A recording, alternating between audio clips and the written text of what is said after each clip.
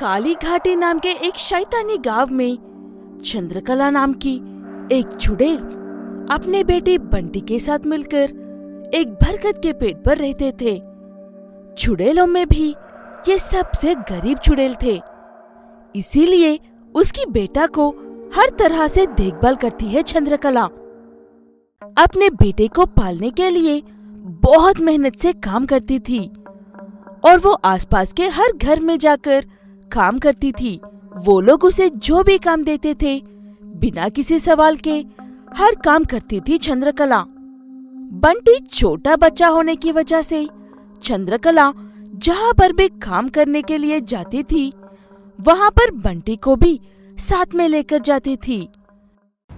माँ, मुझे बहुत भूख लगी है और गांव पहुँचने में हमें काफी समय लगेगा। पहले कुछ खा लेते हैं ना माँ। चंद्रकला अपने बेटे की बात सुनकर एक जगह पर रुक जाते हैं और वहाँ पर कुछ देर आराम करने के लिए लेट जाते हैं। इतने में वहाँ पर उन्हें कहीं से किसी के कांपने की आवाज सुनाई देती है। माँ, किसी रोने की आवाज सुनाई दे रही है। मैं जाकर देख कर आता हूँ। नहीं बेटा, मैं हूँ ना, मैं जाकर देख कर आती हूँ। ये कहते हुए उस शब्द का पीछा करते हुए जाती है चंद्रकला। बंटी वहाँ बैठ नहीं पा रहा था, इसीलिए वो भी उसके पीछे पीछे जाता है। वहाँ पर जाकर देखा तो एक पूरी तरह से खराब हुए घर में एक बूढ़ा आदमी लेटकर कांप रहा था। अयो, कौन हो आप और इस कांदा जैसे घर में क्या कर रहे हो? मुझे बहुत भूख लगी है। पीछे से उन्हें देख रहा बंटी भागकर जाकर वो जो अपने लिए खाने के लिए खाना लाए थे वो खाना लाकर उस बूढ़े आदमी को दे देता है। इसे खा लीजिए दादाजी, आपकी थोड़ी सी भूख कम होगी। गांव से इतनी दूर अकेले इस पुराने घर में रह रहे हैं, इसका मतलब इनका कोई नहीं है। तुमने ये खाना लाकर अच्छा किया बेटा। मैं घर पहुंचते ही तुम्हारे लिए खाना बनाकर दूंगी। ये सारा खाना उन्हें दे दो। अगर सच में इनका कोई नहीं है तो ये कल से क्या खाएंगे माँ? इन्हें अपने घर ले जाते हैं ना माँ। चंद्रकला को भी उसे देखकर काफी ताराज आता है, इसीलिए वो उसे अपने साथ लेकर जाती है। जितनी देर में ये दोनों 4 शब्द बात कर रहे थे उतनी देर में वो बूढ़ा आदमी सारा खाना खा लेता है।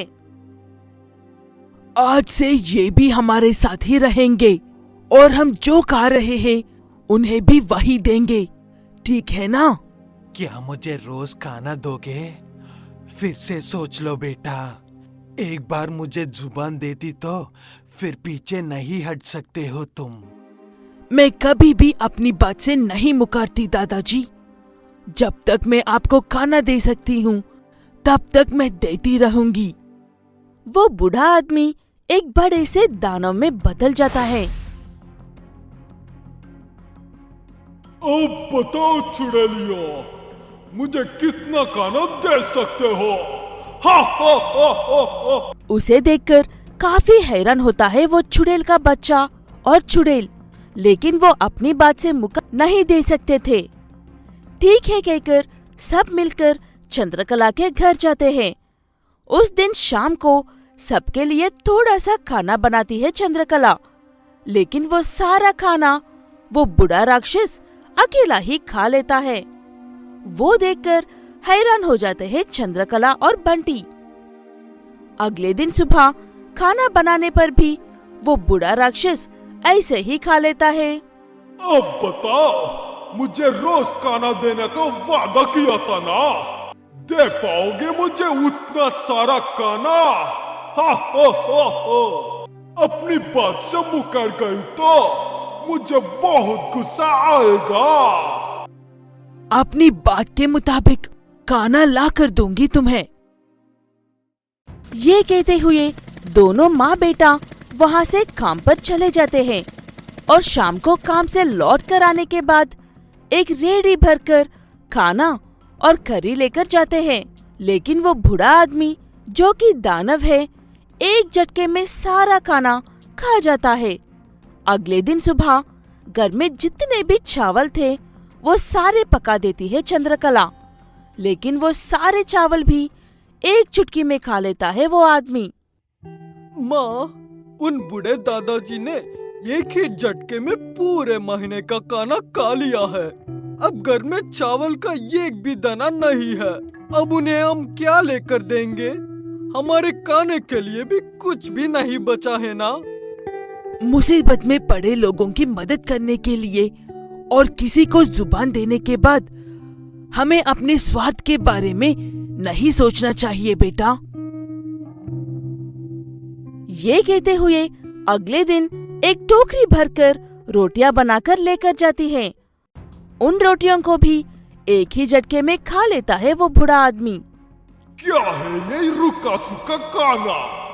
अगर तुम मुझे मेरी पसंद का स्वादिष्ट खाना लेकर दोगी तो मैं तुम्हें तुम्हारी बात से मुक्त करके आजाद करूंगा। वहाँ से घर लौटने के बाद चंद्रकला उसे ऐसा क्या बना कर दूं, ये सोचते हुए काफी परेशान होती है। तब बंटी, माँ, घर के जिलेबी का दुकान लगी है, मैं खाकर आता हूँ, ठीक है ना? वो बात सुनते ही चंद्रकला को एक बहुत ही अच्छा ख्याल आता है।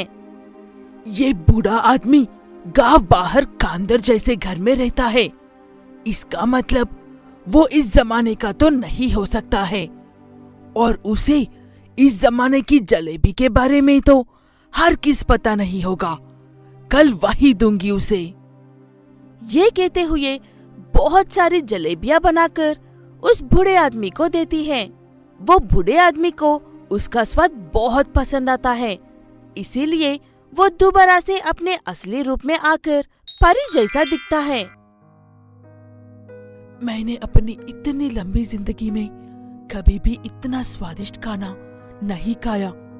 मैंने तुम्हें इतना परेशान करने के बावजूद भी बड़े सब्र से तुमने मेरी हर ख्वाहिश पूरी की है।